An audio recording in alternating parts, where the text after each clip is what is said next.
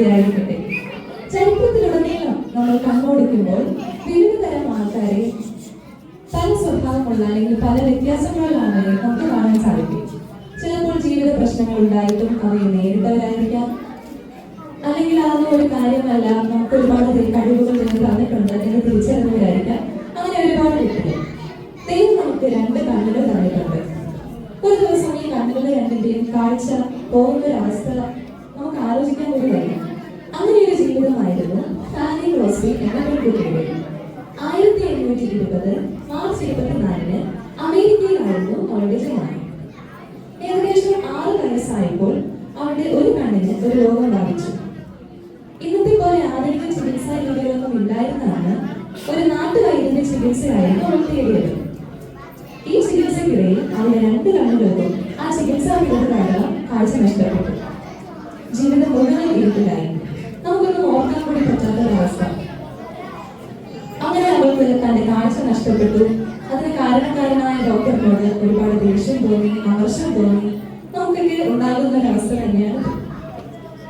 അങ്ങനെയൊക്കെ ഒരു ദിവസം അവളുടെ പിതാവ് മരണപ്പെട്ടു. അവളുടെ അമ്മയ്ക്ക് ജോലി ഉണ്ടായിരുന്നത് കാരണം തന്റെ വല്യമ്മച്ചിയുടെ വീട്ടിൽ അവളെ ആക്കിയിട്ട് അവ അടുത്ത പട്ടണത്തിലേക്ക് ജോലിക്ക് പോയി. യൂനിസ് എന്നായിരുന്നു അവളുടെ വല്യമ്മച്ചിയുടെ പേര്. സ്നേഹവതിയായ ആ അമ്മച്ചി അവളെ ലോകകാര്യങ്ങളും ബൈബിൾപരമായ കാര്യങ്ങളും പഠിപ്പിച്ചു. ബൈബിൾ വാക്യങ്ങൾ മനഃപ്പാടമാക്കാൻ പഠിപ്പിച്ചു. അങ്ങനെ അവൾക്ക് പാട്ടുകൾ എഴുതാനും കവിതകൾ എഴുതാനും പാടാനും കഴിവുണ്ടായിരുന്നു. ധാരാളം പാട്ടുകളും കവിതകളും അവൾ എഴുതുകയും പാടുകയും ചെയ്തിരുന്നു.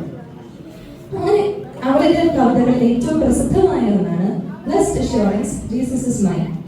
14-ാമത്തെ വയസ്സിൽ അവളുടെ ആഗ്രഹപ്രകാരം അവൾ ഉന്നത പഠനത്തിനായി പോവുകയും അവിടെ വെച്ച് ഒരുപാട് കവിതകൾ പ്രസിദ്ധീകരിക്കുകയും the blind girl and her poems എന്ന കവിതാ സമാഹാരം പ്രസിദ്ധീകരിക്കുകയും ചെയ്തു.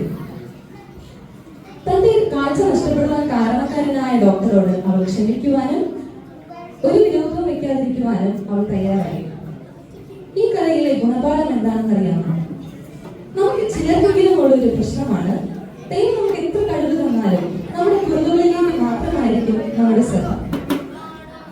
നമുക്ക് എത്ര കുറവുകൾ ഉണ്ടായാലും ദൈവം നമുക്ക് ഒരുപാട് കഴിവുകൾ തന്നിട്ടുണ്ടെന്നും ആ കഴിവുകളെ കണ്ടെത്തി തിരിച്ചറിഞ്ഞ് മറ്റുള്ളവർക്ക് ഉപയോഗപ്പെടുന്ന രീതിയിൽ ഉപയോഗിക്കുവാനും ദൈവത്തിന്റെ മഹത്വത്തിനായി ഉപയോഗിക്കുവാനും നമുക്ക് കഴിയട്ടെ.